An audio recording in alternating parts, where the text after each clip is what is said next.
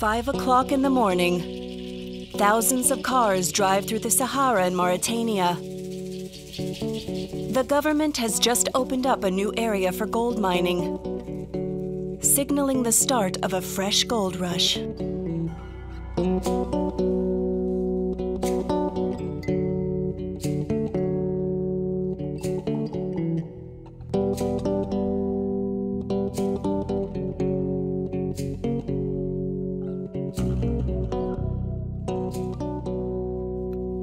Mohammed Salim is placing all his hopes in the sand.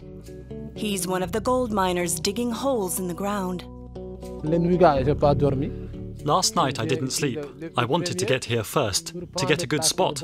There's no need to work too hard here. We'll find it soon. We'll go down to 50 meters, then we'll find good gold. On the surface there are small nuggets, but go down to the bottom and you'll find a lot.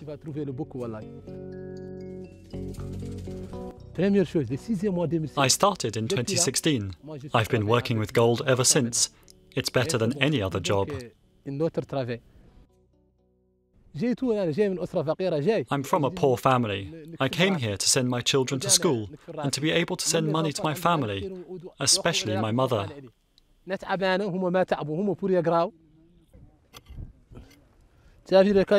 Have you seen this rock? I have to go and test it. It bears clues that there's gold in it. Among the 40,000 gold miners, here is Mohammed Hemdi. He's come to set up a store.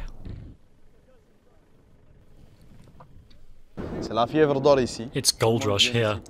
People come here seeking money, wanting to find gold. Finding gold increases their purchasing power, and they buy more and more things. That's why we're setting up a shop here. There's greater earning potential here than in town, because we can increase prices a lot more.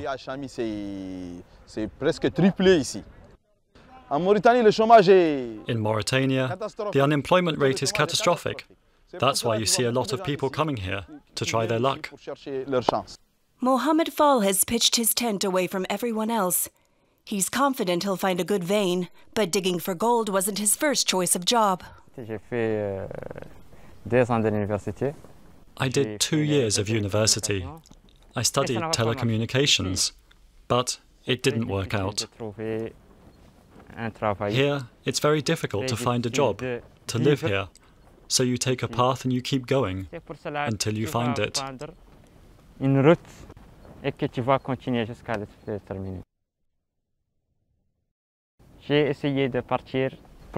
tried to leave and go abroad to continue my studies.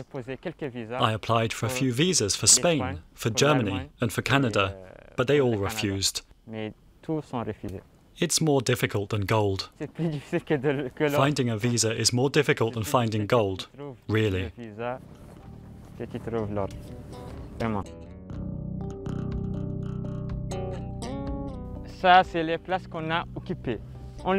These are the places where we've been digging. We dig, then we leave. We work on one spot. And if we find something, we'll know where the gold vein is.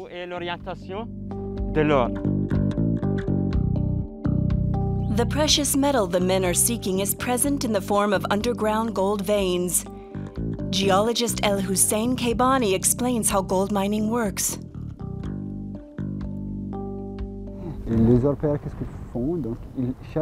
gold miners try to locate the vein. They follow it at depth. Sometimes it goes off at an angle. Sometimes it goes off vertically. It depends on how it's fractured.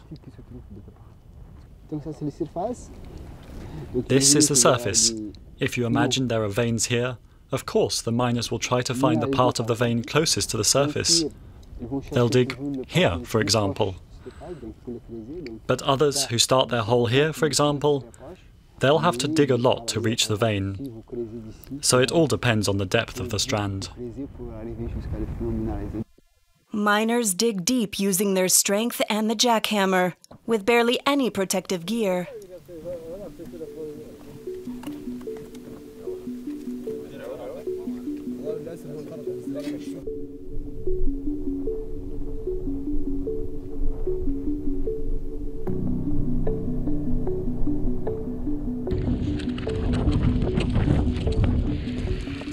Typically, the holes are up to 60 meters deep, but some go down as far as 200 meters.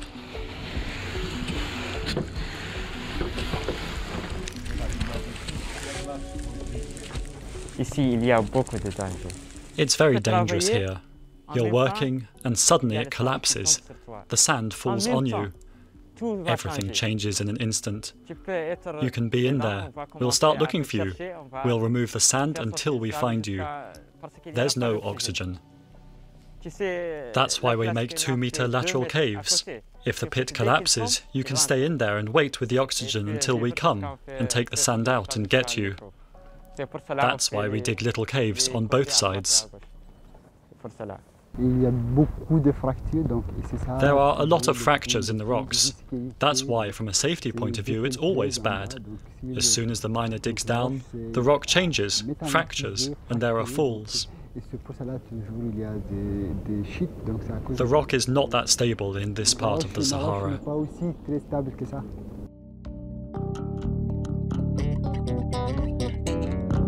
Due to the informal nature of their work, many miners die in anonymity, in a climate of general indifference. In this area, a week after filming this report, 2 gold miners lost their lives in a landslide.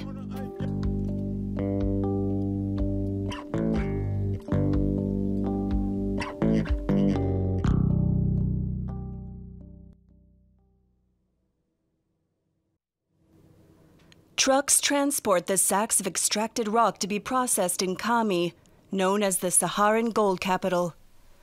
The gold rush has swelled the population of this town, pushing it up tenfold in recent years. Generators and other essentials can all be found in Kami, which is thronged with many young men from abroad looking for work. The bags of stone are taken to a huge processing site known as the grillage. Abdurrahmane Sidi has been working here for several years. People come here with their stones and we process them. We put the mercury in the machine with the rocks.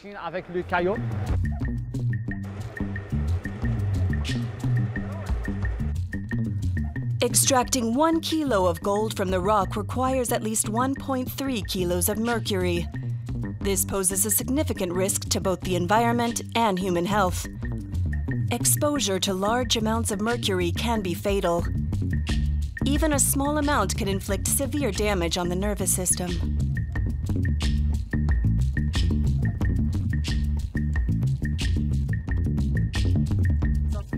The white metal you see is mercury. Inside there's gold. If we burn it, the mercury will evaporate, leaving us with just gold.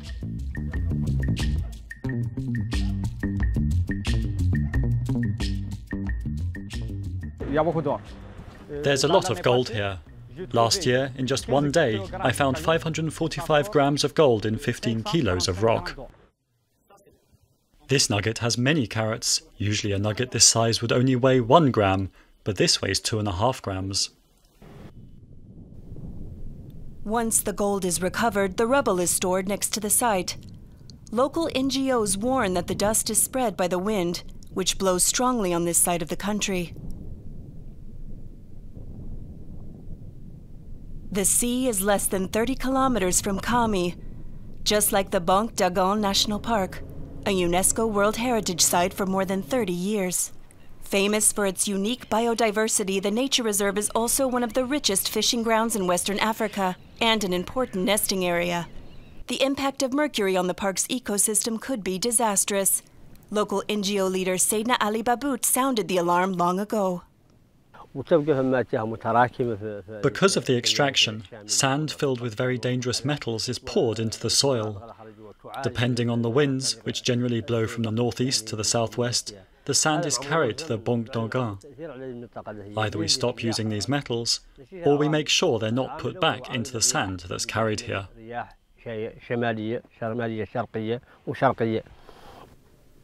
As journalist Maimouna Salek has been warning for years, mercury poses a danger to the entire region. In 2013 to 2016, the mercury level in the village of Iwik was 0.005 milligrams per kilo. In 2021, mercury was measured at 0.5 milligrams per kilo. That's 100 times more mercury in less than 10 years.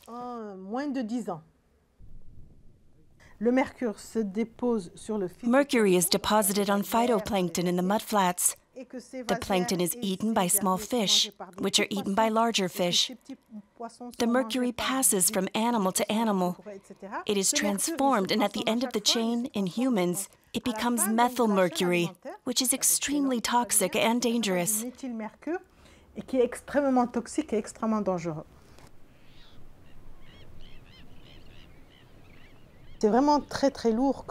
This is a very, very heavy environmental cost. Has this phenomenon been studied enough? Are we really thinking about it? Are we asking the right questions?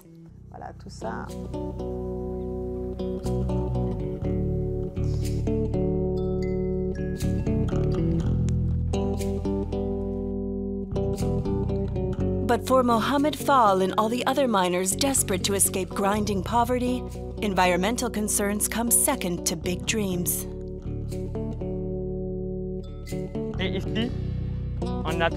We found the stones here. It's not far.